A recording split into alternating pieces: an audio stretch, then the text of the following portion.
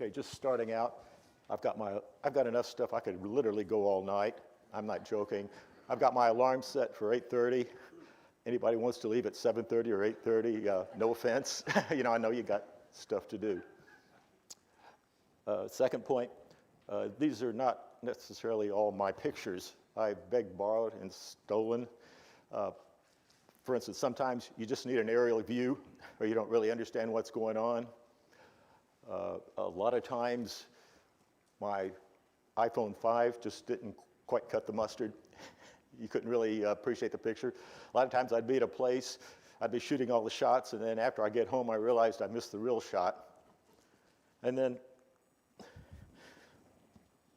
what was that? I do that. Nobody can see you. I do not want that.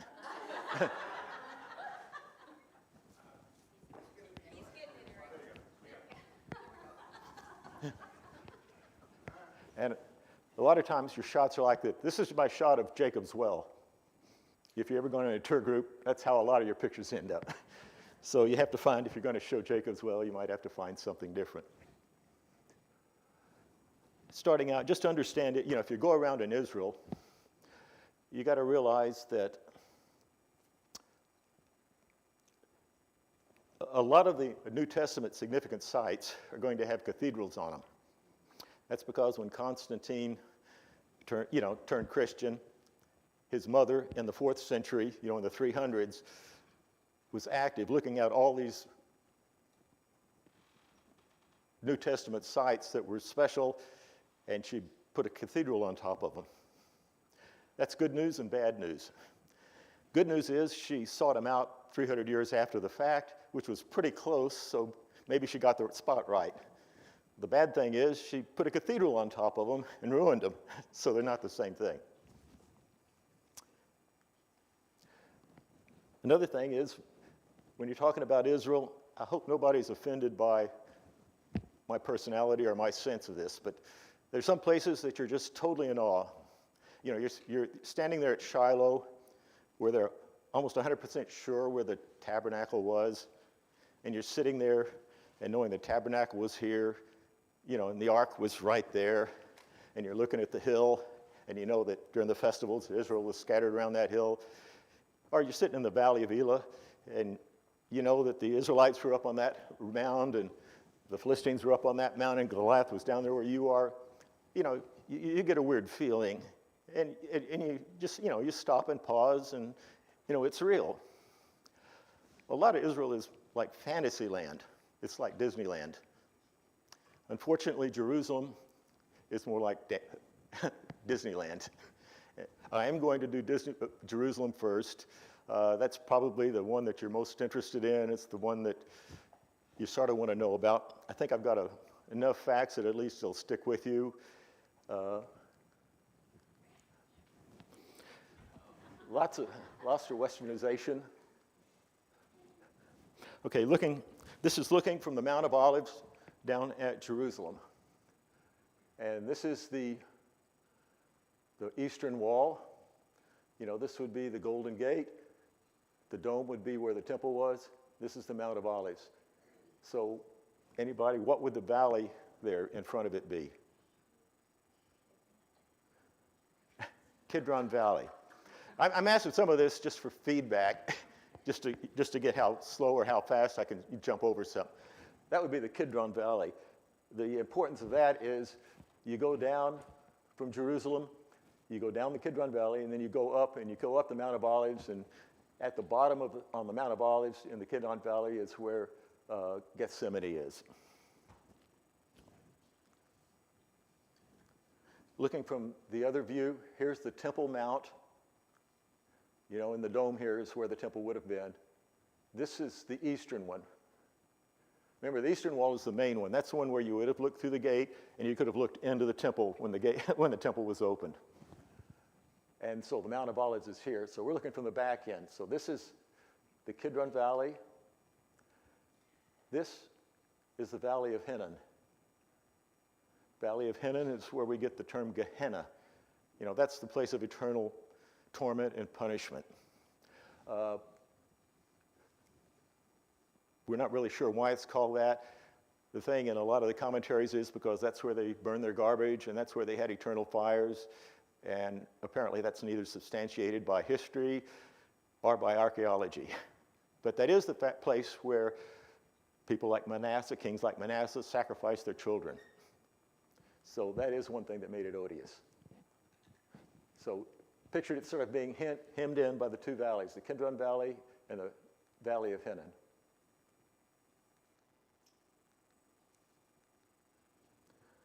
Okay, when you first go to Jerusalem, now I'm looking down from the Mount of Olives. Looking down from the Mount of Olives, there's a lot of terracing here. You're going to have to get that out of your mind to appreciate how steep that hill is going up to the walls. You know, I mean, it looks like, you know, the good army could scale this one, but, you know, you're putting in your mind all the steps that are there, you know. So it's a very steep rise going through there. This would be the eastern wall. This is the Golden Gate, you know, that would lead directly into the temple. And you're looking down here. And what's all this white that's going around there? Graves.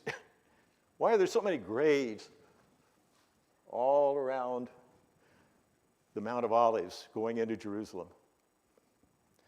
Well, the Jews believe the Messiah, it's prophesied, he's going to come from the Mount of Olives. He's going to come in through the Golden Gate, and all the dead are going to be rising. And if they're close to that entry point, Golden Gate is right here. If they're close to that, they'll get a jump on everybody. So they'll get to go in first.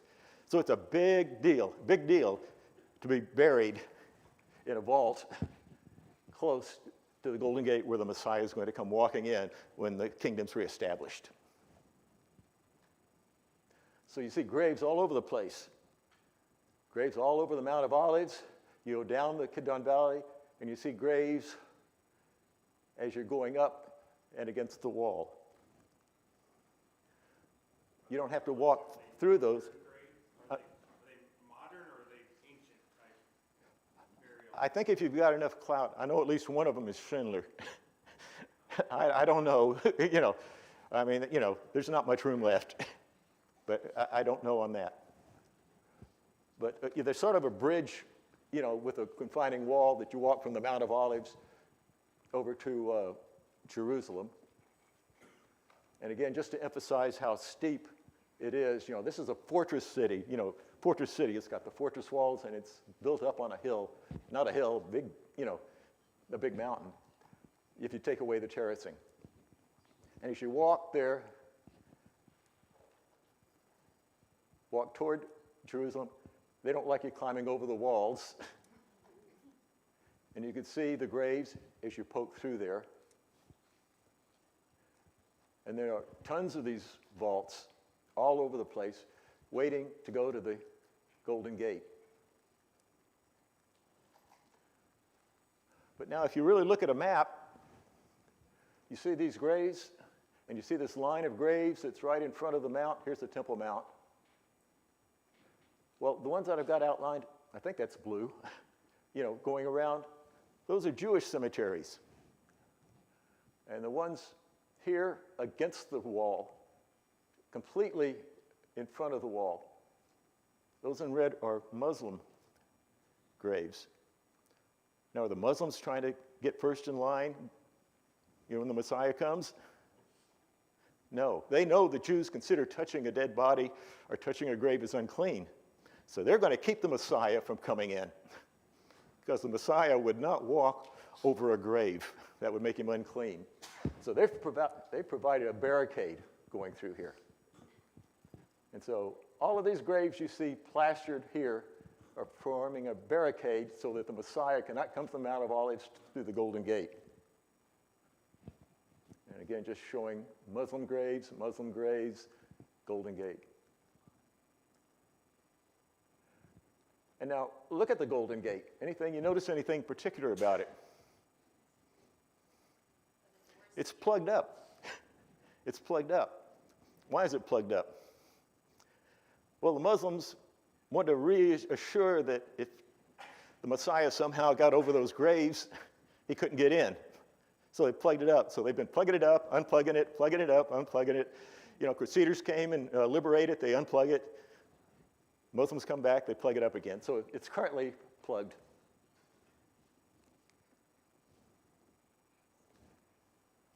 Okay, and then this is a view, you know, looking slightly to the left of the Golden Gate just to show the walls.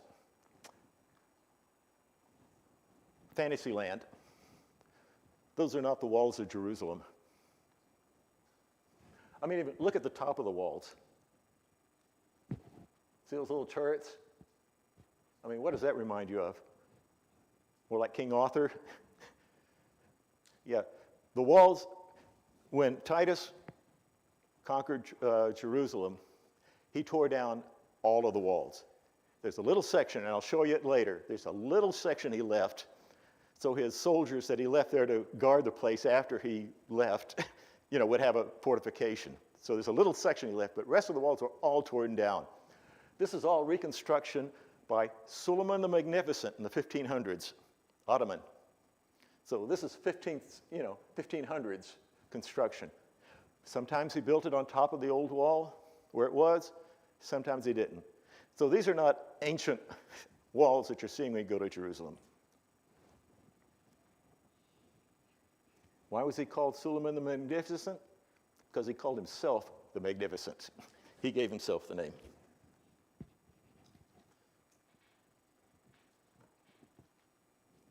Okay, just talking about some of the gates of Jerusalem. There are 11 gates, 7 of which are open. I've told you about the Golden Gate, which is right in front of the temple. I'm going to go to the other side now to the Jaffa Gate, because that sort of goes along with our walls. Okay, the Jaffa Gate. Now, the Jaffa Gate is pretty well known if you read any about Jerusalem, because the Tower of David is there. Now, is it really the Tower of David? No, it's not a tower left over from the time of David, but it's called the Tower of David. But what it is when Titus destroyed, this is the Jerusalem at the time Titus conquered it in 70 AD. There's a little section of the wall right here that he spared. And if you look on this picture, this is Herod's palace, which was, on the far end of Jerusalem. And he had 3 fortification towers where his soldiers could hide up. And he spared this section of the wall and those towers, so his soldiers would have a place to stay that was secure while they were guarding what was the little bit he left. And the one in blue is called the Faisal Tower, and that's what's now the Tower of David. So if you're not too familiar with, Tower of David is sort of a famous landmark in Jerusalem. And there's Herod's palace with the green pointing at it. But you see, it doesn't really look like that anymore. It looks different because when Suleiman the Magnificent built his wall around there, he incorporated a lot of the tower in his wall. So it's been, sort of changed. There's a picture from the bus. But, that is the Tower of David. And that's probably the only parts of this are probably the only parts of the original wall that we really have left above ground. And that's the Jaffa Gate where the Tower of David is, just from the inside. Okay, another gate that's important is the Lion's Gate. It's called Lion's Gate. It's got these lions carved on the top. It's also called St. Stephen's Gate because, some tradition that this is where Stephen was stoned. Of course, we're not even sure that the Lion's Gate is really where the Lion's Gate used to be. And the Lion's Gate is right up here. It's important to us because it's near the Pool of Bethesda. And Pool of Bethesda is important for us because, we know all about the story. Just mentioned it is in the Muslim quarter. Don't visit it late at night. You go through some of that. You eventually come to this plaza, which actually looks pretty nice here, and you see, and that's the Pool of Bethesda. Kind of hard to recognize. Why does it look like that? Well, first of all, look how deep it is. These steps, I think, are part of the Pool of Bethesda. These steps right here. So notice it's pretty far underground. They had to dig to get to it. Why did they have to dig? Well, that goes back to the Disneyland aspect of a lot of Jerusalem. A lot of these places that you see and they talk about, the Jerusalem of today is 6 to 12 feet above the Jerusalem of Christ's time. Okay, so just picture, everything you really want to see is 10 foot below. And it's probably 15 to 20 feet below the time of Solomon. So it's way underground. So all that stuff you see on the top, that's just merchandising. Okay, so you dig deep and you see this part. And what happened here? Want to take a guess? They plopped some cathedrals and some different things on top of it, and they destroyed part of it, and these are some of the supporting pillars from, they had several churches, I think, that they built on top of it. Also, this is only a portion of the Pool of Bethesda. But at least you can see those steps.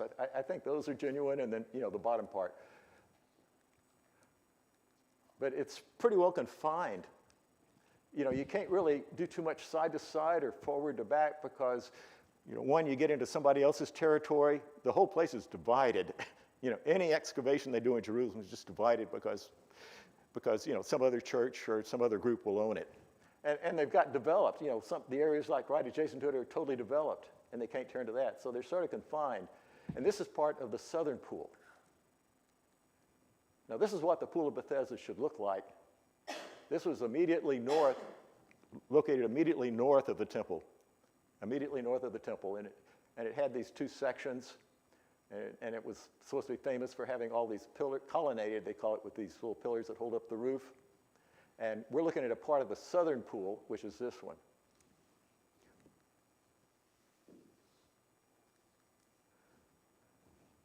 See these stairs going down here? And here's a corner of the southern pool. Well, they could at least go down to it, but they couldn't do much with it because of all the development. So at least you can see another portion of the pool if you, there it is in all its glory. So there you see another end of it. But, they're really confined on what they can do. And even things that they know what they're doing, they'll bump against somebody else's property that won't let them do it. This is sort of a benign appearing sign that's right next to the Pool of Bethesda. Jesus healed the sick man near these medicinal baths. They call them medicinal baths. Those are really pagan baths for healing. It was in the middle of Jerusalem. Pagan baths. And of course, they've got a cathedral. This one, unfortunately, is not on top of the pool. Maybe on part of it, I don't know. But anyway, they've got a cathedral here. Okay. Anybody know what the Via Dolorosa is? It's a walk, right. Dolor is pain. Via. Yeah, and supposedly there's this mythical thing. Now remember, the real stuff is 10 foot below you. And probably none of those buildings you're walking next to were really there, more than a couple hundred years ago, or, maybe luckily 500 years ago. But they've got this pathway, and they've got something Jesus did at every step. He saw a little boy that winked at him. He blew this little girl a kiss. He fell down on a knee, and then somebody brushed it off for him. They've got this whole fanciful thing. And you got to watch it. If you ever go on a trip to Jerusalem, don't get in a tour of one of these where you've got to sit by each of these 14 points, and get bored out of your mind listening to all this fanciful stuff. But it starts, try to keep a little geographic continuity to my talk. It starts here by the Pool of Bethesda, which is here. The real point that it starts here is the place of flagellation, where he was whipped. That might be real, because that's where the Antonia fortress was located. There's a good chance, the Antonia fortress was where they kept the soldiers that guarded, make sure all the Jews did everything they were supposed to do. So that's a very good possibility. So you start at the Church of the Flagellation, and then you sort of follow that path, and you end up near the Church of the Holy Sepulchre. Now, that may be real, possibly, not for sure, where he was buried.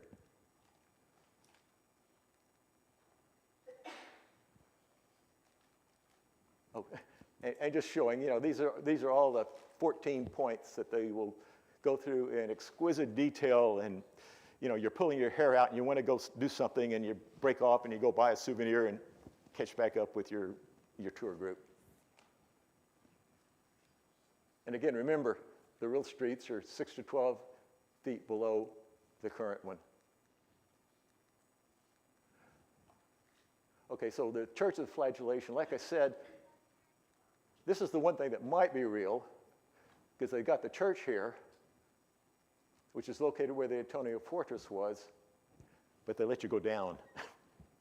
So you're getting down to the real street. And you see this sort of arched way that they built these arches so they can have that marketplace above them where everything will be going on. So you definitely go down, and there's water supply. And you come to this floor, which is supposedly part of the original floor that they had at the Antonia Fortress.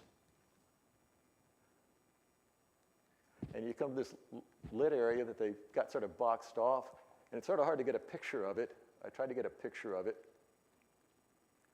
So I grabbed one. Oh, this is the one they actually had posted. You can see in it these etchings, and that's a game that the Roman soldiers would have played while they were, stationed there. So, that's probably real, and that's probably got a real good place. Then they've also got a place they point to on the floor, which is close there, say, well, it's probably where Pilate called down judgment on Christ. And there's probably two places they talk about. Maybe Pilate was in the Antonia Fortress when he heard, and made the judgment on Christ, or maybe he was in Herod's palace and did it there. So this is one of the places. But anyway, so that's probably an original floor. Okay, you go back up to the main floor, follow the Via Dolorosa. You got busy streets, merchants are going to be there. That's part of the atmosphere. Actually, it's kind of fun.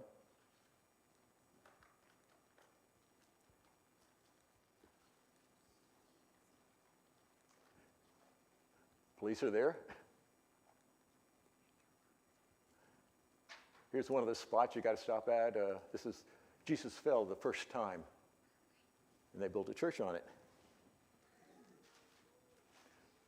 And you follow the signs to the Holy Sepulchre, go by the merchants. Street almost made it.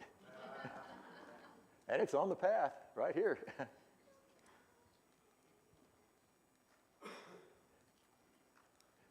And as you walk and you walk,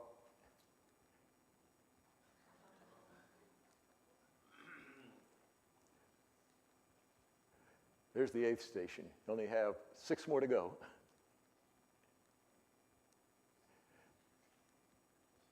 Okay, and then here's the Church of the Holy Sepulchre. It's sort of deep into Jerusalem. Here's what it looks like from the top.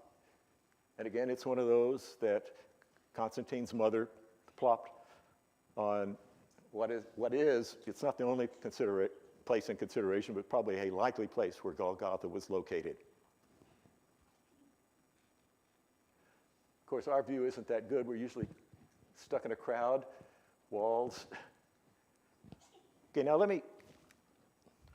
this is just explaining what's so miserable about these cathedrals being plopped on the place. Okay, this is the Church of the Holy Sepulchre. And this striped area, just make it continuous. This is the rock that was Golgotha. This was Golgotha. And this was the mountain that was next to it.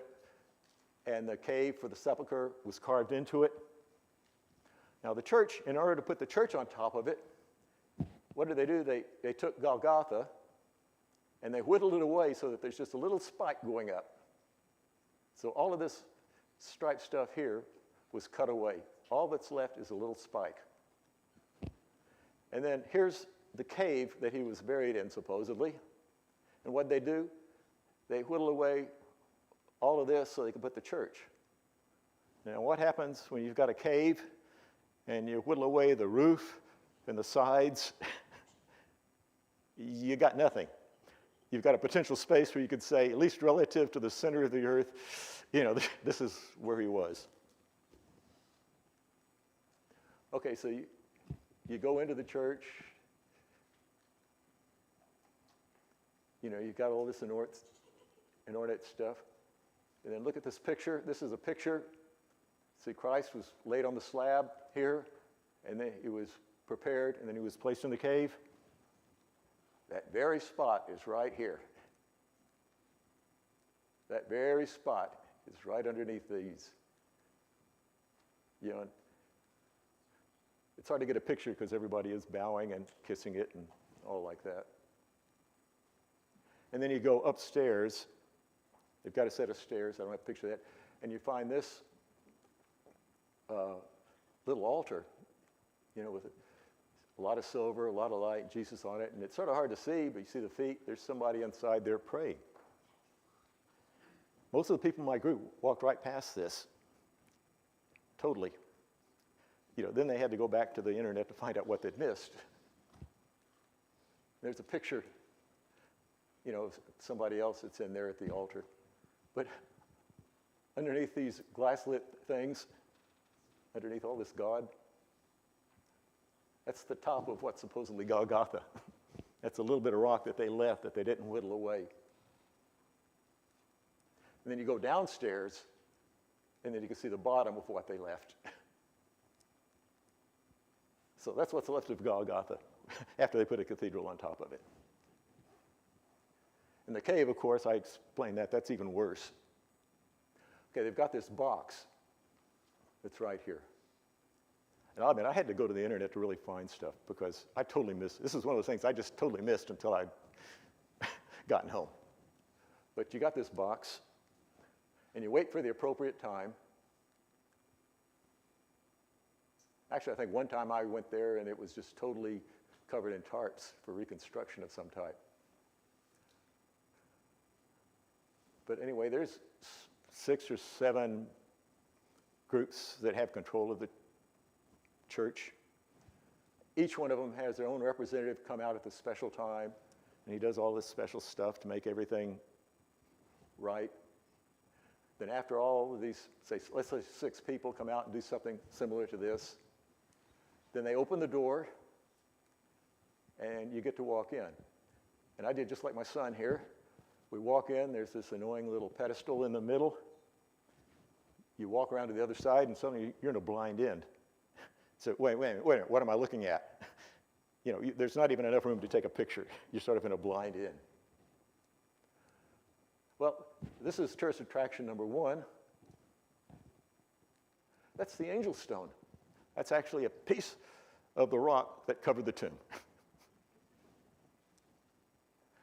And then right on the other side of the angel stone is this very confined space, and somewhere in here is where he was buried. But probably what it is there's a little bit of rock, I think, left right in here, and then they covered it with marble. And so you don't really, get a sense of the grave or anything like that. All it is just some place where they've made a little shrine with stuff, and even the professionals here couldn't get a decent picture of it. It was such a small, confined space. So that's where he was buried, supposedly. What you do have, though, that is worthwhile is in the same church, just a little bit away. I mean, it's not far at all. I can't remember how many feet. They have some real graves that they haven't destroyed. And they give you an idea of what it might be like for a rich man's grave. So, it's like 2 doors going in there. And, you go inside, some of them have like a double chamber, and that's authentic. I can't remember what exit we came out, but we were ushered out of an exit. And see this ladder up here? Anybody ever heard of the immovable ladder? I've heard sermons preached on it. See, there's a ladder right there. Right there. The 6 Christian denominations collectively own the church. And they've got an agreement that nobody can do anything to the church unless they all six agree on it. And that ladder has been sitting there documented at least to 1728, and they can't agree to remove it. So, and there's some monks outside. More shops, some really authentic.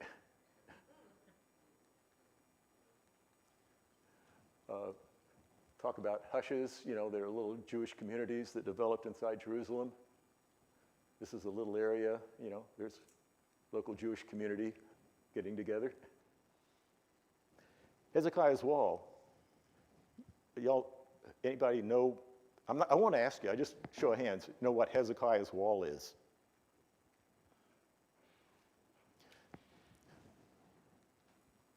Okay. Assyria conquered Israel 1722. Judah didn't collapse until it started 605. So it's a big gap in between 722 and 605. But when Assyria got Israel in 722, they weren't through. So 19 years later, Sennacherib came down and he was having his way with what was left of Israel and with Judah. And he had conquered Lachish. Lachish was the other major city in Judea. It was a fortress city. You call a fortress city one that's on a hill and it's got a wall. You know, unlike Nazareth where you just walk through. Okay, so he had conquered Lachish. Well, Hezekiah saw what was happening as he was coming down. So he did two things. You know, it's recorded in the Bible. Two things he did to reinforce. One, he built a reinforcing wall around Jerusalem, Hezekiah's wall. Second thing he did was he built Hezekiah's tunnel. Now, that's interesting. If you haven't heard the explanation of that, that is interesting. Okay, so this is just sort of showing, this is the New Testament Jerusalem, and this is sort of the area that Hezekiah reinforced the wall. And there's a little section right in here that they've unearthed.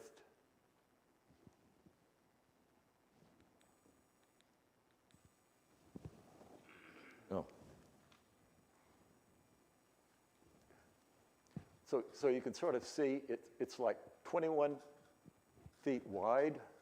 Give you an idea of what a reinforcing wall would have been against the Syrian Empire. And this is showing the height. Here's the wall. You can see, you know, how big people are, and they estimated it was about that high. And this was part that went through town. He destroyed buildings, you know, like that to do it.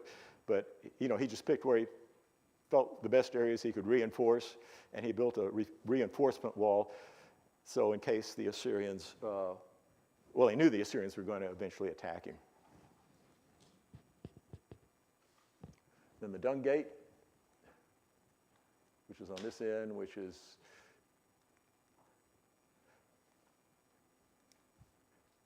I just took that picture. These people were smiling because they knew I was taking that picture. He just looks so Jewish. you know, I couldn't resist putting that picture in. Pictures of the Dung Gate. Okay, now, the Western Wall Plaza. Here's the Western Wall. Okay, how many people know what the Western Wall is? I mean, that's where the Jews go and they pray and they wail. It's the Wailing Wall. Now, how do we have a Western Wall if the temple was, as Josephus said, utterly destroyed, not one stone upon another? Couldn't even tell where it was located. Anybody have it? I want to ask you. I just want to see a show of hands. Okay. This is the Western Wall.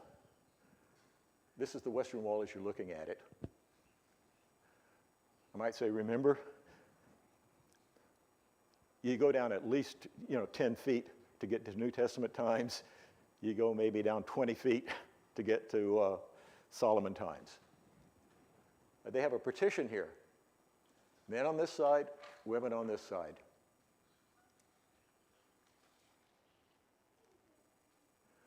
Okay, now, what is the Wailing Wall? What is the Western Wall? You may get disillusioned a little bit. Okay, this is Jerusalem, David's time. Right next to it was Mount Moriah. Temple was built on Mount Moriah. So this is Solomon's Jerusalem. So if you've got the temple built on this mountain and you've got your city built on this mountain, what do you got to do for something? What would you do something in St. Louis if you built something on a big hill? So if you've got a mountain here and a mountain here and a lot of valley, you got to build a retaining wall. You got to build a retaining wall to hold the dirt back. And that's what Solomon did. This is a picture of it right here. He built a big retaining wall. And the temple was placed, right here. This is the top of Mount Moriah. So he built up the mountain and filled in the valleys with dirt, just like Paul would. Now, Herod, just might mention, that it's a joke, but it's true. They call him Herod the Great. Why was he the Great? Because he was a great builder. See, most of the New Testament structures that you see were built by him. Otherwise, you might just have a bunch of rocks, and nothing really interesting to look at. But Herod the Great wanted to extend the platform that the temple was on, because all the Jews coming, like for the Feast of Booths and coming for Passover, and the amount that Solomon had covered was just not adequate. So Herod the Great extended the Temple Mount. So he built a new retaining wall that was further out. And this retaining wall right here, well, actually probably right over here, is the Wailing Wall. So this thing that everybody's worshiping is a retaining wall. It's a retaining wall. And if you look at this is David's Old Jerusalem. This is the Temple Mount, and retaining wall is located there, right on the west side. Remember, the east side's facing the Mount of Olives, west side, retaining wall. So when you go, of course, you're much of a big tourist, and they've got everything up there, so you get disoriented, don't know where you are. Eventually, you come out to this big plaza, and then sometimes it's crowded, sometimes it's not that crowded. This time it was sort of crowded. Men are separated from the women, because the women have to be on the right side of this. Got a picture of Nathan there when it wasn't too crowded. See people over there studying, taking their pictures. This guy's probably reciting some prayer. Lectures going on. You put little notes in the cracks. This guy was praying on the phone. And one time I went there, and there was a bar mitzvah going on. I guess you got to really be well-heeled to have a bar mitzvah at the Wailing Wall. Eric, what kind of notes? What are they writing prayers? Or what? I think so. I don't know. I didn't check into all of that, but it's something like that. I didn't know if the guide or somebody would have been telling you. I don't know.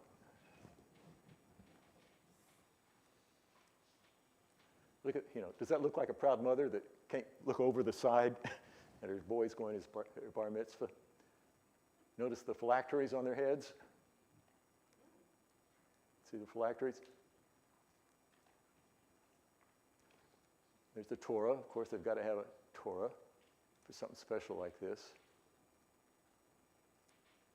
Women trying to peer over to see what's going on. Reading of the Torah at the bar mitzvah.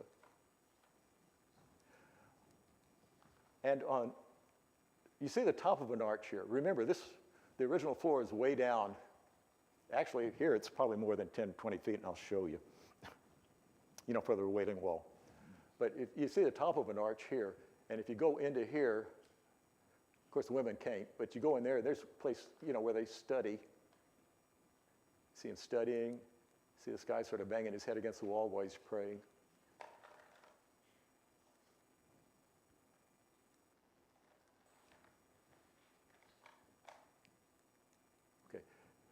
Just to show you, the Wailing Wall, the floor here looks like that, but here's a picture that was taken before Israel got control. I think they got control during the Six-Day War in 67, I think. Or maybe it might have been in 48, but I think it was in 67. But this is what it looked like before that. See, they had a lot of buildings on top of it. You can't even see that little arch, where I poked you through. And I've gone through it and counted the things. You can actually tell that they actually went down a couple of levels too, in addition to clearing out all the debris, and they cleared it off so it looked like this so they could have their large gatherings. Okay, so you pay money for an extra tour and you get to go under the floor and see the bottom of the Wailing Wall.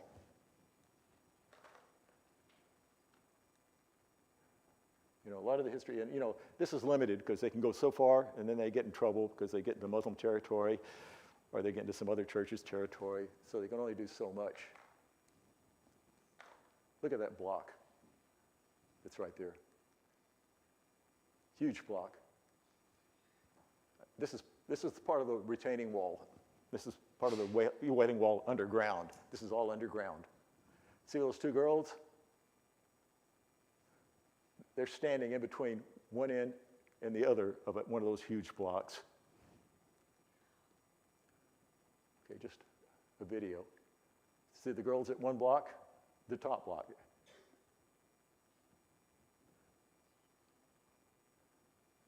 That's how big some of the stones they used for that retaining wall. All the way over there. Huge single block.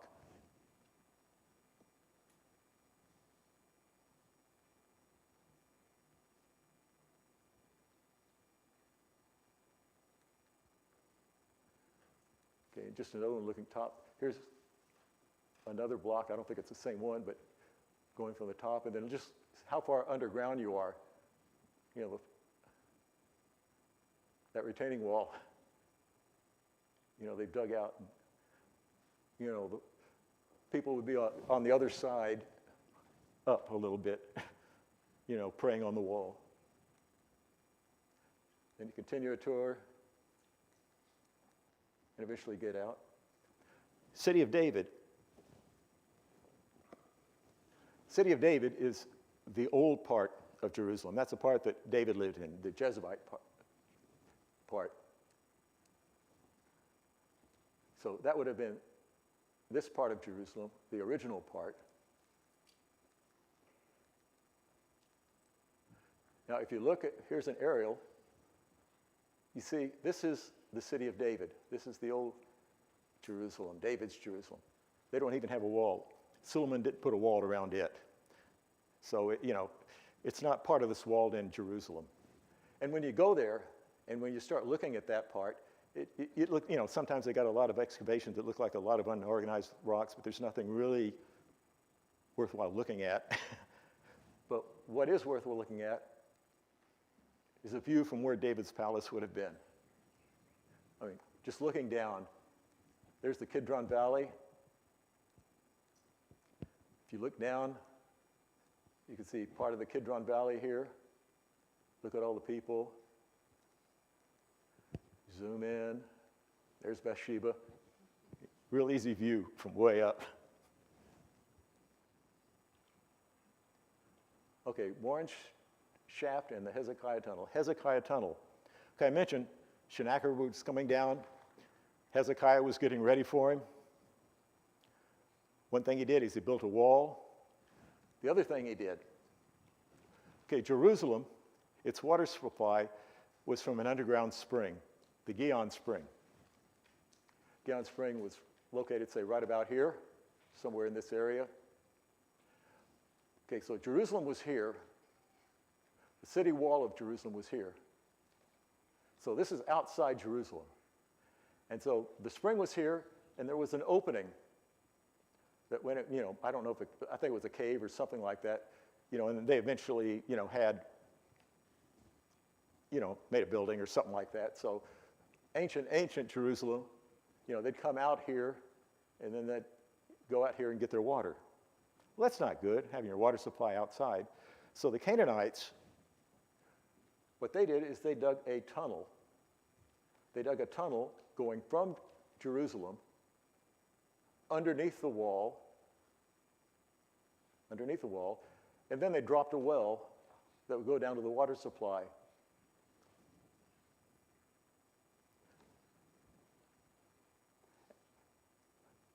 So that way, they didn't have their water cut off when they got, armies around them. Well, what's the problem with this? Joab saw the problem with this. Joab went in here, went through the water supply, went up the well, went through the tunnel, and got on the inside of Jerusalem. And Jerusalem fell to David.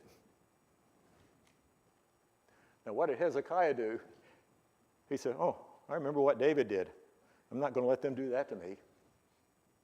So he plugged this all up. So he plugged all of this up. And then he diverted the spring. He diverted the spring by an underground tunnel to the Pool of Siloam, which is on the very bottom of the city of David.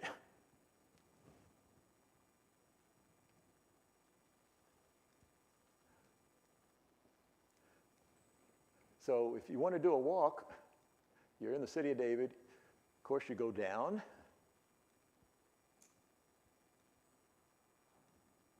And you can walk in the Canaanite tunnel. They unearthed a lot of it. You go down, walking down the Canaanite tunnel. Some places it gets pretty narrow. Then you come to the point of decision. The Canaanite tunnel was meant for people to walk in. Hezekiah's tunnel was meant for water. So if you're going to go into Hezekiah's part of the tunnel, you got to have your wading shoes and wet clothes. Okay, so you make your decision. So second time, we were prepared. Took Hezekiah's tunnel. Got to check the water level and make sure it's not too high. Unfortunately, it was sort of low. So you're sitting here waiting. That's Regan. It is dark. You also have to have a flashlight. So if there's not somebody around you, we had lots of people around us that had lights. Matter of fact, too many lights. But if you're in there by yourself, it is dark, and you've got to have some sort of light. And that's why a lot of my pictures didn't come out. And remember the famous thing where they started at the Pool of Siloam at one end, and they started at the spring at the other end, and the workers met in the middle. They were only a couple of feet off, and they put a stone at the place where they met. Unfortunately, this is a replica. The real one was stolen by Suleiman the Magnificent. It's in Istanbul, in the Sultan's palace. But you do make it through. Sometimes you get pretty wet.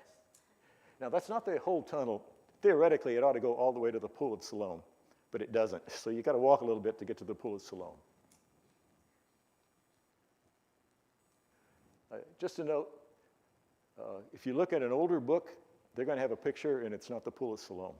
They had the wrong one up until 2004. But this is, again, it's limited. This is what they've uncovered and restored. This abrupt cutoff is where a Greek Orthodox church owns it and won't let them go any further. So they've just got this much of the Pool of Siloam. But this is the real deal.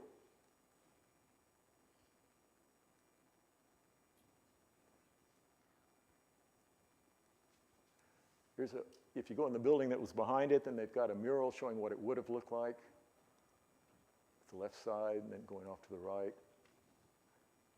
And I think that would have been fresh water from a spring. This would have been acceptable for a ritual cleansing. Then not far from that is the Church of St. Peter, which is supposed to be Caiaphas' house, where notice you can tell the Peter's emblem, the rooster, because the cock crowed. Anyway, there's some underground caves here, because this is supposed to be about where this is pretty close to, this in the city of David, but pretty close to where Caiaphas probably would have lived. That's the story anyway. And then there's some underground holding cells there. So I don't know. Jesus was held there, when he was being questioned. Anyway, you go down and you find the holding areas here. You see the ropes where they would have tied their hands as they were being whipped. And then the floor there's a hole to the dungeon, and they would have, dropped you into the dungeon, by ropes. We've got stairs now, so and they at one time converted this to a cistern, so it's got nice plaster walls. But anyway, this would have been the dungeon area, looking up at the hole where he would have been dropped through.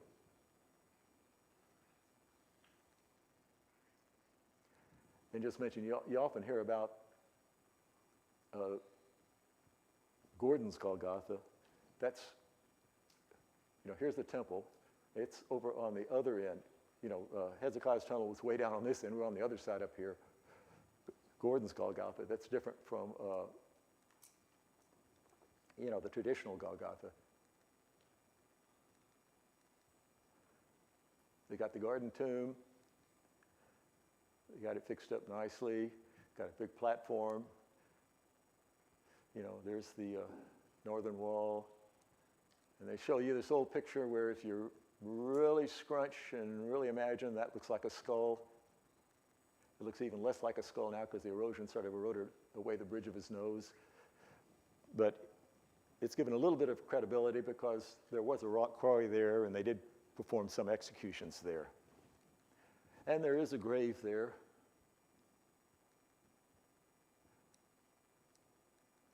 And if you look, what this gentleman's sitting, look at that ridge there. That's the ridge that the stone would have rolled on to guide the stone. The stone's not there anymore. Tell you, I don't know if that was a stone or not. I didn't look. I don't look.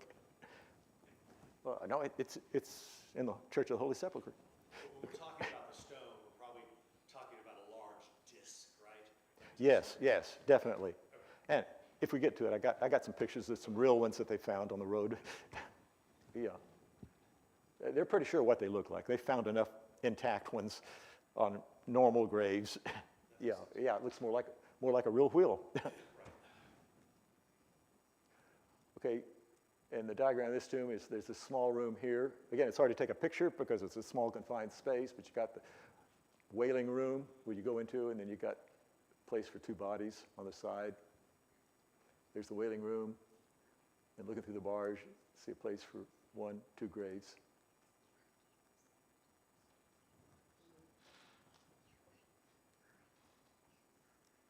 Have a Ramadan Kareem. Yeah, one time I had the fortune of being there during Ramadan. This is Herod's Gate on the north. Don't ever go into that at night. Nathan and I went in there. You go in there and you suddenly realize, I'm from St. Louis and I don't feel good.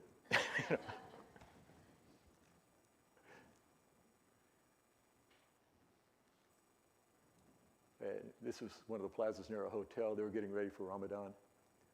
Yeah, we saw the signs and we knew all the things about Ramadan. For one thing, we saw stuff like this, and we were in our hotel, and it was late at night.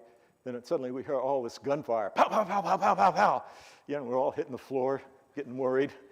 And suddenly we realized it was fireworks from this plaza, and they were starting the celebration of Ramadan.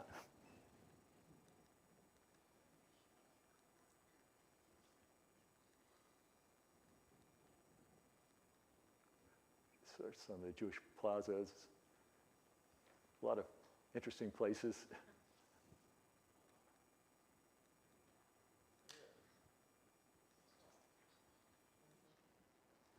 Now we'll talk about the Temple Mount. Temple Mount itself. Just basic orientation to the Temple Mount. This is the eastern wall. That's the Western Wall. Here's where you have the Wailing Wall. If you look at it, there's only three main structures. They're readily identifiable. The dome, the Ark of the Dome, a smaller one that's about similar to that. These are shrines, and then this mosque. So this is basically a, Muslim mount.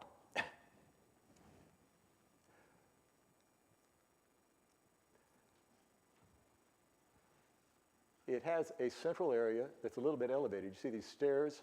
So you have this area that's a little bit more elevated than the rest where you can go up. The one heading to the Mount of Olives, there's a little bit more accentuated, steps going down. Of course, then you hit the Golden Gate and you can't go out it.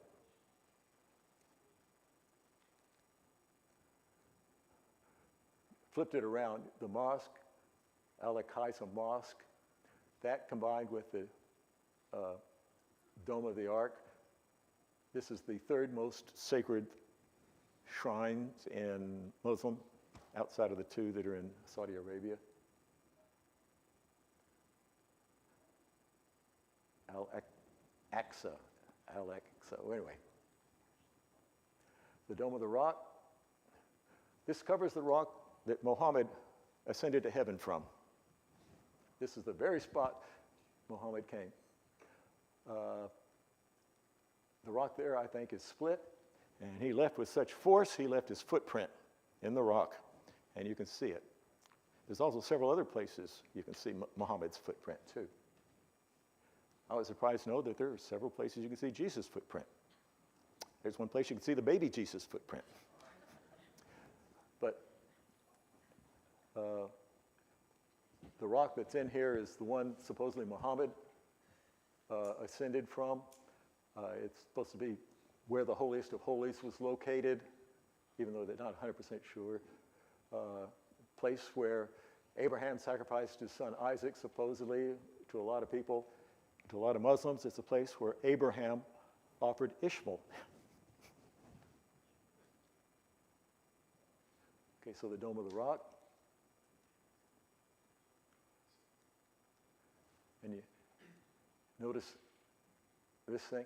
Actually, the camera, the person with the camera has his back right toward the mosque. So this is right in front of the mosque.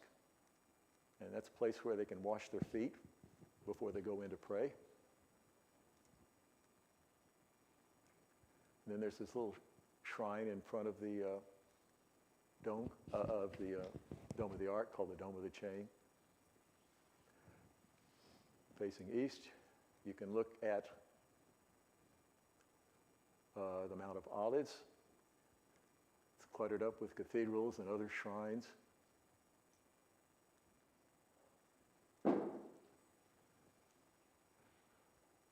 If you look at a map, you'll find that there's the Church of the Pater Noster where Christ ascended. There's also the Chapel of the Ascension where Christ ascended.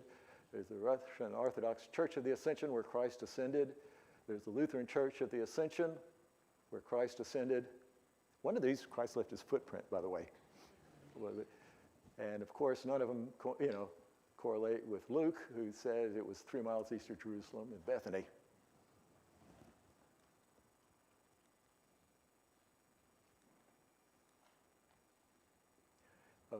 I want you to see how big the Temple Mount is. It can accommodate 400,000 Muslims during one of their festivals. A lot of people, 400,000. It's a big platform. And a lot of room that's not just the it's still part of the platform, but it's got vegetation or stuff on it. So that's a big place. In the Garden of Gethsemane, if you're standing, on the near the Golden Gate and you're looking down at the Mount of Olives, Garden of Gethsemane would be located here. Here's the appropriate cathedral marking the place. When you get there, the garden itself is sort of walled off. You can't really get in it, but there's a lot of good old gnarly olive trees.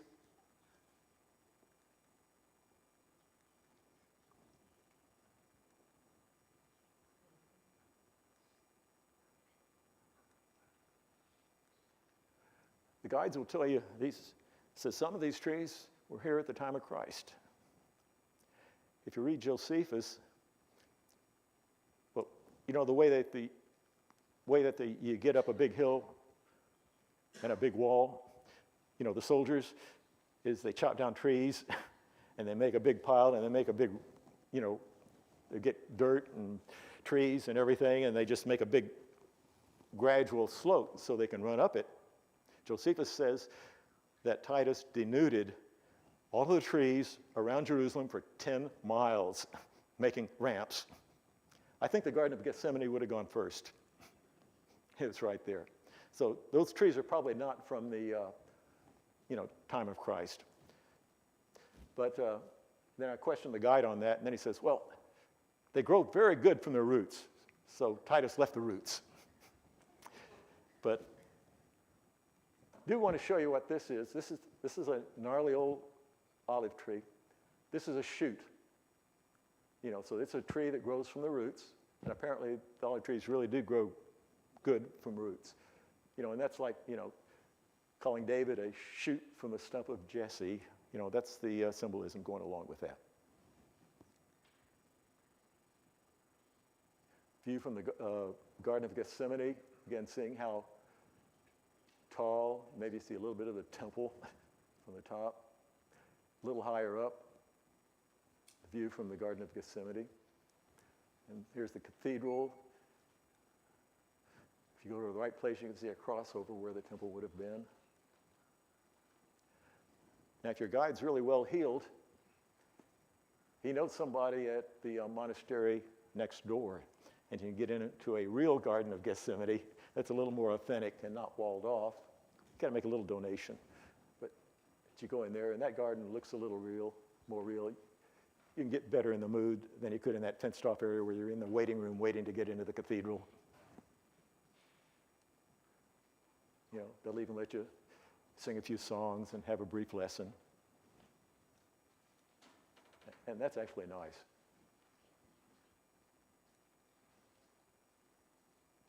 Literally a stone's throw from the commercial garden. Then there is a model, in Jerusalem, there is a model of Jerusalem, the old Jerusalem. That's when you see a lot of your pictures from when you're doing your Bible lessons or you start to look for stuff. You know, here's the temple, you know, looking down from the rail. Just show a few things. You know, here's the Pool of Bethesda, you know, just north of the temple. Herod's palace, you know, with the three towers that I talked about. And this would be the this 1, 2, 3. Okay, yeah, this would be the Tower of David that was left. Then just very briefly at the Israeli Museum. You know, this is one thing I really wanted to see. You know, this is the heel they've got that they found with the spike driven through the side showing, you know, sort of how they might have crucified by driving the spike through the side. So I said, oh, this is good. I really wanted to see this in the Israeli Museum. Copy. They've got it hidden somewhere. This is the Pilate stone. This was in Caesarea Maritime. They thought that, you know, there was a lot of discussion whether outside of the Bible did Pilate really exist.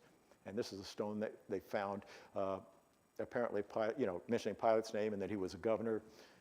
It was apparently a dedication stone as he was dedicating some temple to some god. But then that temple got torn down, and this got torn down. And then they found this as a recycled piece of rock as a step to another temple. So they found it a little later. And just show that apparently they have a problem with the French people. Okay. I'm going to put on and start a second string.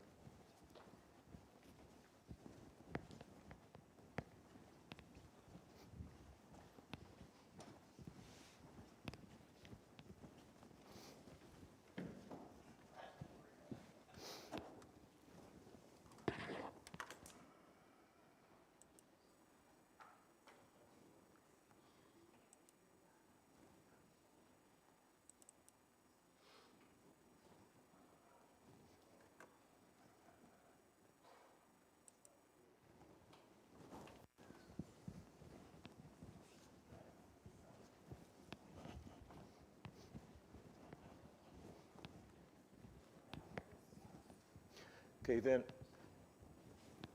just a few miles away from Jerusalem is Bethlehem. That's under the Palestinian Authority, not Israel. It is walled in, like our Jewish guide was not going to go in. We insisted. So then he puts a baseball cap on and gets in the back seat and sort of crouches down. And, somebody, of course, comes in and checks out the bus, makes sure nobody's getting in that they don't want to.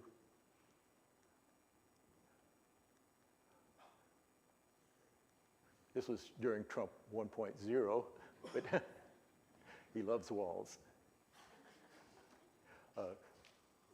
This is a shop. It's called Kando Shop. It's sort of a high-end thing.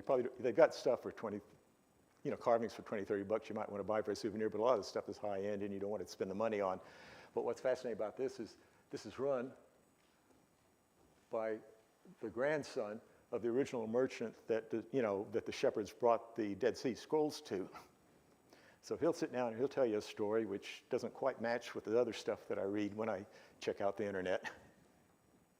But here's one of the vials, or jars, that the Israeli government let him keep. The Dead Sea Scrolls were found in. And just to point out, because David was a shepherd boy, we tend to think of the shepherds as boys. You'd see shepherds running all over the place in Israel and over in Greece and Turkey. Those aren't boys. That's a profession. They're men. These were not boys that found the Dead Sea Scrolls.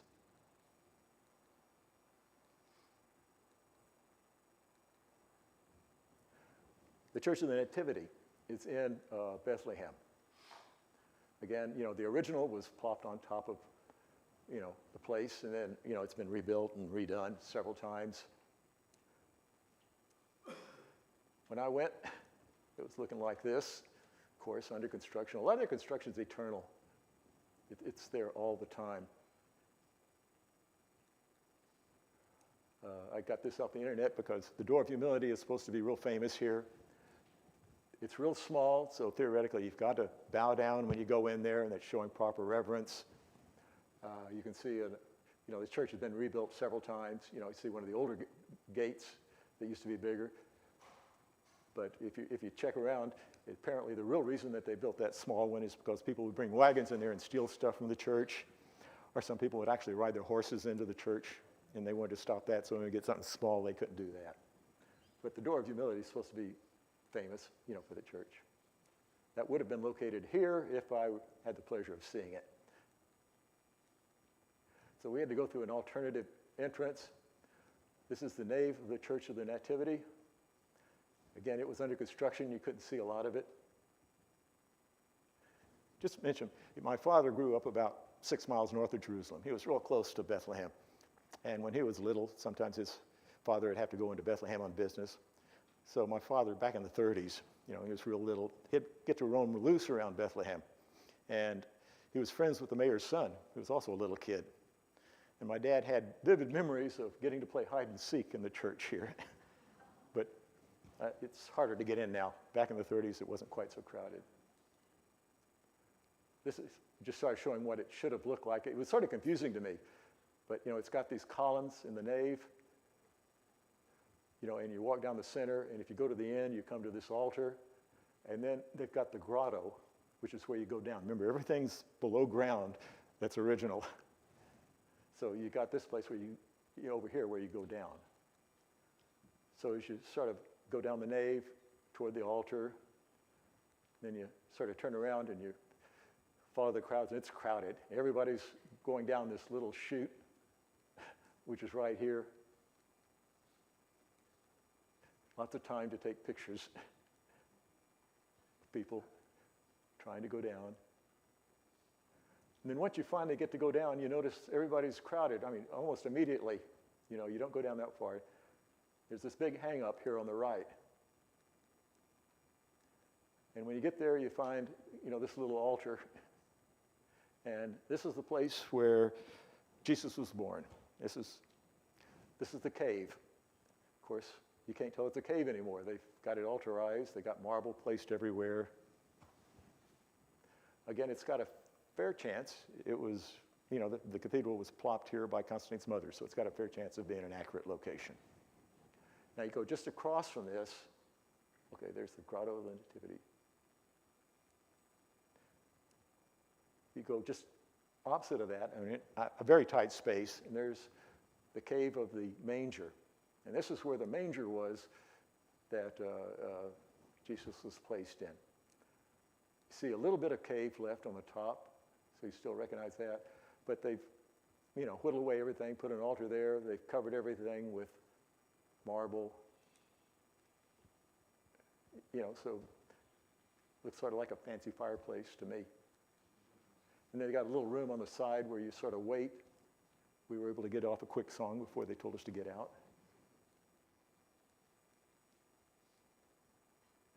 And then, of course, close to Bethlehem is the Shepherd's Field.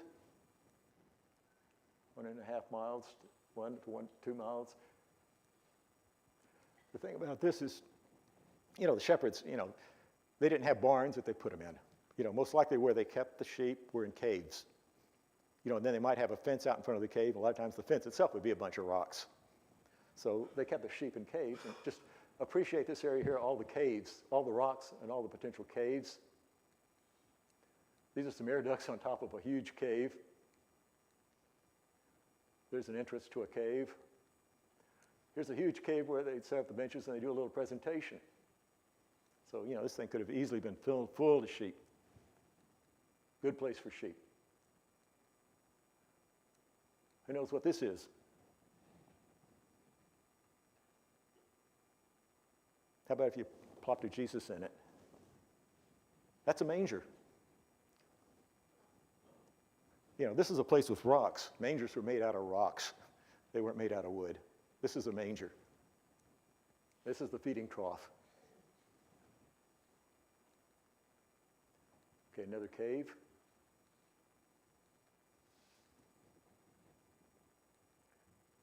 And this is the view, looking. Bethlehem is a little more than a tiny little city of a few hundred people now. But this is sort of the field that they probably would have been looking at. Not much grass here. This is a different season. And sort of hiding the city behind the trees, give it a little more picturesque appearance, but you could sort of picture the sheep grazing along the hillside as the shepherds were watching. Middle of the night, then all of a sudden the angels appear. No lights from the city.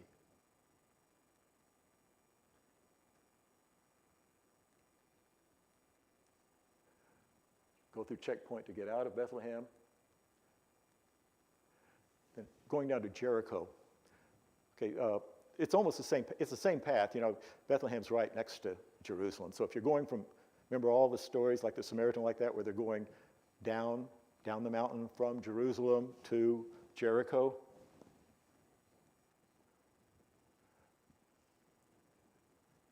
The area around Jericho is a desert. That's the wilderness probably that Jesus went into when he was tempted. It says it gets less than 2 inches a year.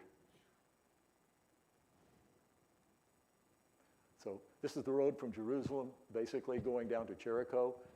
Then you notice it starts getting really dry looking. And the bus drivers have tales about people that, died on the way, car trouble, stuff like that. Utterly desolate. There's the Dead Sea in the distance. So we're at Jericho, which is right here, just above the Dead Sea. Jerusalem would have been here, and we went down the mountain from Jerusalem to Jericho. The reason Jericho exists, it's an oasis. It's got underground water. Just like in the movies when you suddenly see the 12 palm trees and you've got an oasis. Important for understanding the Bible, there are 2 Jerichos. Now, the one that we'll see here, it doesn't have much ruins really worth seeing. It's just to say you saw it. But there are 2 Jerichos. There's the Old Testament Jericho, and then in the New Testament, they had a second Jericho.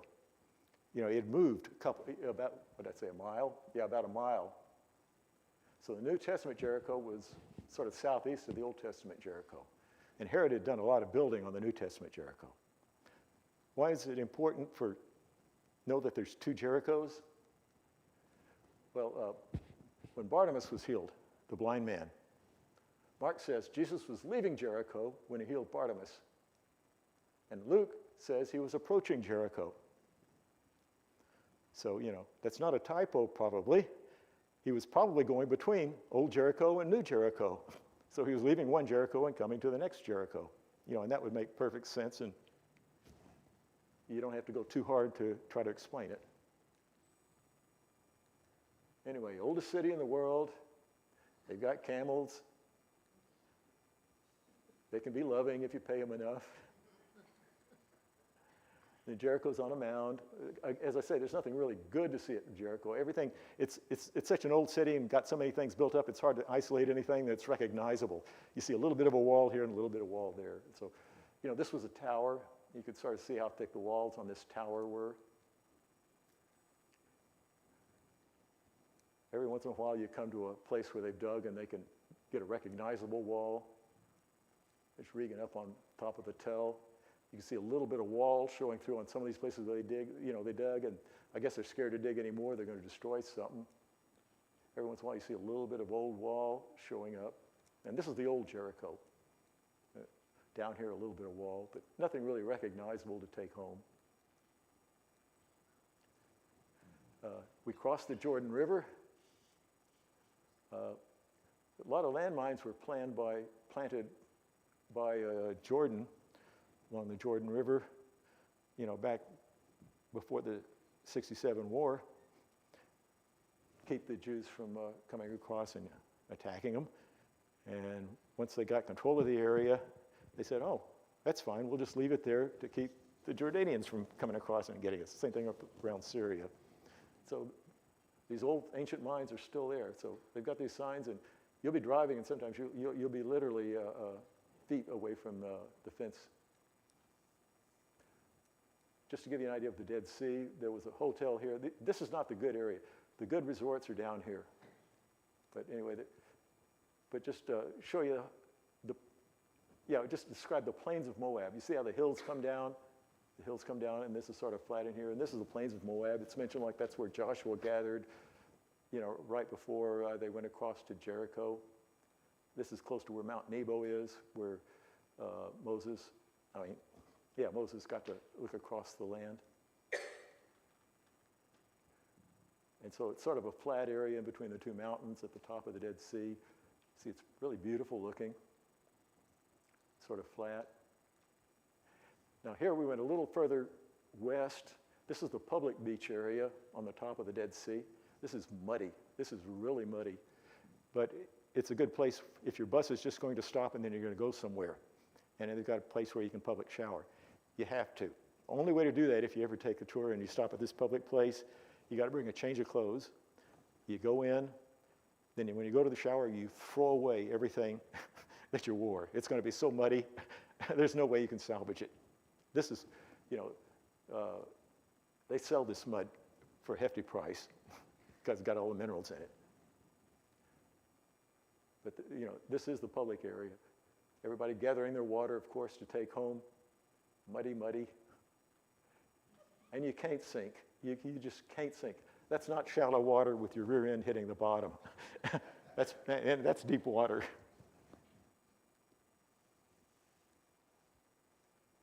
And again, looking across. Now, I'm going to show you what the other end of the Dead Sea looks like. This is the resort area where most of the resorts are. Now, of course, our bus got in about 10 minutes before sun went down. So we hopped out of the bus, ran to get our suitcases, get our clothes on, get a couple of pictures, and then it was dark. So these aren't great, but you see that this is a cultivated area, more of a cultivated area. The water here is nice. It's a regular beach. And again, you can't sink. You literally can't sink. Just pointing out the Dead Sea's drying up. This is your old maps of the Dead Sea. Here's a current Google map. They're diverting so much water for agriculture and other uses that they've gotten rid of the land flow that's going in there. The Israeli government considered bringing water in from the Mediterranean Sea to fill it up again. That didn't work out. I think the bus driver, or not the guide was telling us they're considering going to the Gulf of Aqaba. There's a problem though. Dead Sea is a lot saltier than the ocean water. So it's basically going to dilute the water if they do it real quick, and then it won't be the Dead Sea anymore. And they probably have stuff living in it that's, that can live in the ocean. But Dead Sea's drying up. Qumran. Who knows what Qumran's famous for? Dead Sea Scrolls. That's where the Essenes, they had the Sadducees, the Pharisees, and the Essenes. The Essenes were a real strict Jewish cult. They isolated themselves, and they found this desolate area out in the middle of the desert. No water, no nothing. And they stayed up there, to keep themselves pure and to go through their rituals. Just look how desolate. This was not an oasis. This is just, look at desolate area. Really desolate area, looking off to the left. Desolate. Lots of caves, but desolate. Look at, as far as you can see. And you see all the caves that are in the wall. Caves there. Here's an aerial view showing the community that they built themselves right here in this desolate area. Potter's thing. But the thing that was outstanding, they really were a strict sect, so they did a lot of ritual cleansing. There are a lot of ritual baths here, tons of them. Despite no water, lots of ritual baths. And you see them here. Yeah. And that really impressed me. You see the steps to go down, coming up. That's sort of important because you come down, then you bathe, then you're clean, and you don't want to go back up here. You might touch somebody that's unclean and then have to do it all over again. So, you come down, you're clean, and then you go back up. And they had tons of these all over the place. Another one going down. They didn't come up this way. This one had 2 steps. This is a small little community with no water. And they had these big cisterns that would be back here that would hold the water. This is the same one showing the steps down, steps up, then retaining wall behind where they kept the water. They had these channels to divert the water.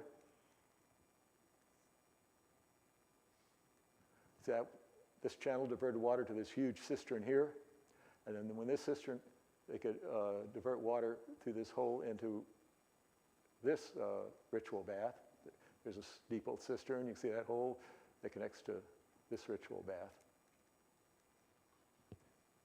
So they had lots of cisterns, lots of ritual baths. And then if you look at the caves, this is the one where they found the first Dead Sea Scrolls.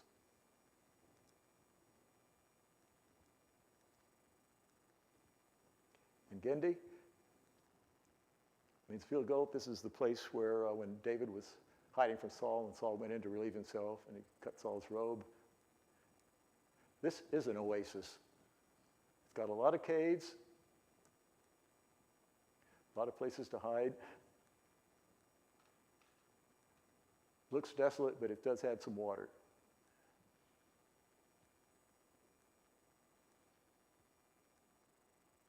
Next to the Dead Sea. Beautiful view of the Dead Sea. And Masada real quick. Again, that's on the Dead Sea. We were at Qumran and in Gindi, and then Masada is down here. Again, right on the Dead Sea. As you're approaching Masada, that's it on the left. These are shots like from the bus window. You see the reflection of the bus window. You get in a cable car, you start saying, maybe I shouldn't do this. And you start going up, and you're going up. You ever heard of the snake path? Okay. Anyway, you take it up, and this is the snake path. This is the only real way to get up there. And you can see why they call it the snake path. So you can imagine how susceptible an army marching up that would be. There it is. This is Masada in all its glory. Look at how steep it is all around here. You can see the snake path coming up here. There is a shallow end right over here where it's not quite so steep, going onto the top of that. I'm going to turn this around a little bit. Okay, and here's that shallow end. And you see this ramp? This is the one that the Romans built to get up to Masada. Just the major things of Masada that are worth seeing outside of the Roman ramp and the breach point and the snake path. There's Herod built a castle here. These are storerooms. There's another castle near the breach point, water cistern. Okay, so sort of looking down when your cable car gets to the top, say you made it, you look out at the Dead Sea, look down at the snake path. I mean, you can see snake, you can see the loops as it just loops, and then it ends up here. I just mentioned that's just one of the places. Josephus really didn't take a lot of time to be real accurate when he was spouting out numbers. This is just one of the places I caught him. He said the snake path was 3.5 miles, but if you actually measured, it's 1.25 miles, at least unless they've chopped some of it off. It takes about an hour to go up, 30 minutes to go down. So if you're like in our group, you had your choice of trying to see if you could boast that you'd gone up the snake path, but an hour is about as long as your tour at the top would be, so you'd totally sacrifice your tour at the top. Did have some that did try that. Okay, once you get to the top, there's a synagogue. Now this is the classic synagogue. All synagogues were based like this. They had some pillars holding up a roof. Then they had these benches, almost like church pews, sort of like ours, going all the way around it. And then here they had a storage room where they'd probably keep the Torah. Here's the outside, and here's the inside. You see the church pews on the side. Even the big ones, the little ones, they had this same classic appearance.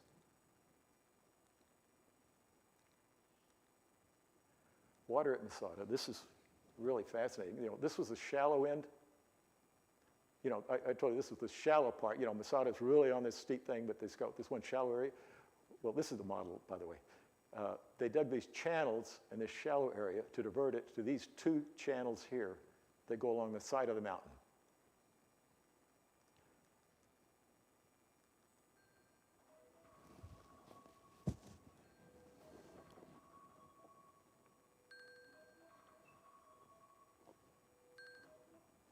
Okay, that's my alarm, so I'm going to stop in about 15 seconds.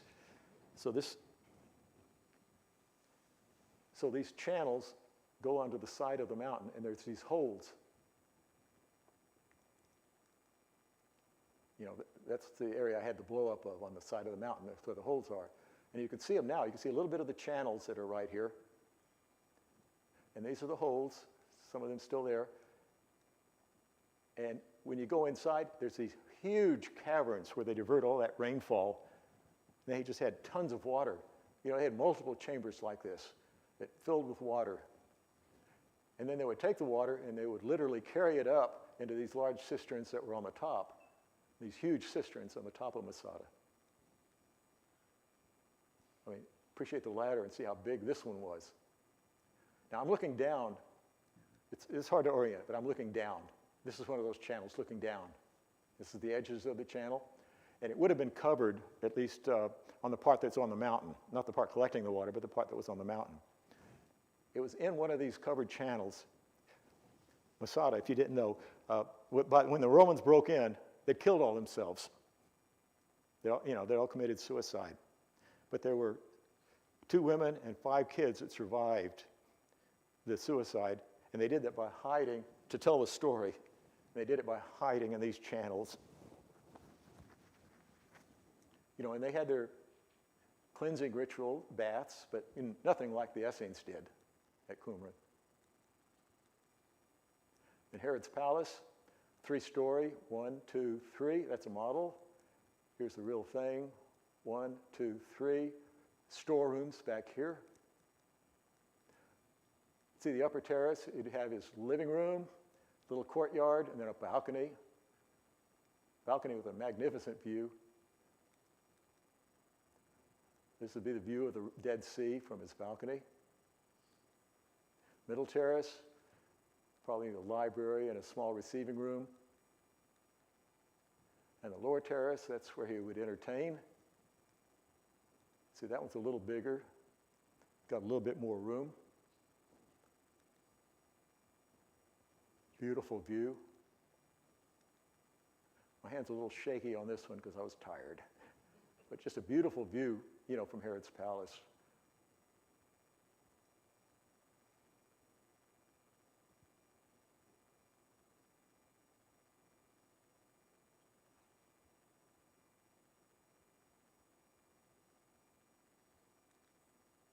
And then in the basement of that third chamber, he had a hot bath. This is a Roman hot bath. See these little pillars? The floor would have been on top of these little pillars, and so the steam would have come from here and then fill the bottom of the floor, you know, give him a real nice hot bath. So all the luxuries. Then they had these storerooms. Oh, what I didn't show in Masada, I guess I walked right past it, but it's worth seeing.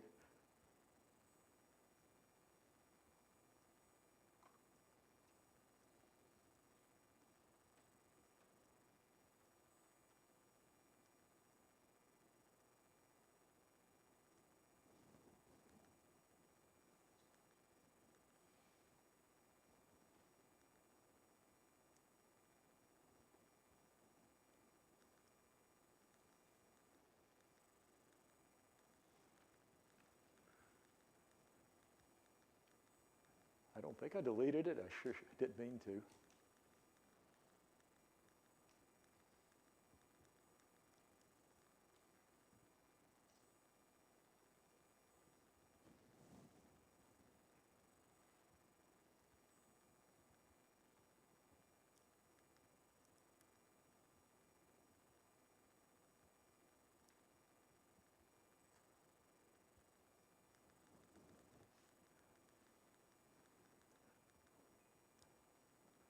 I can show you some of it then. I sort of deleted.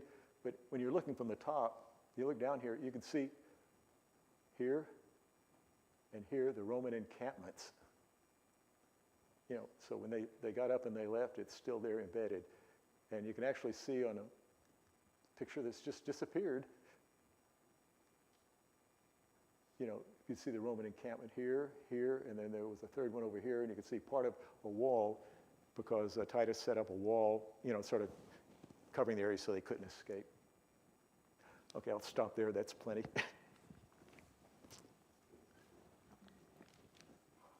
Any question or anything? Is Masada where John the Baptist died? Huh? Is Masada where John the No. Baptist was killed? No. I'm blanking on the name now. It was on the other side of the Jordan.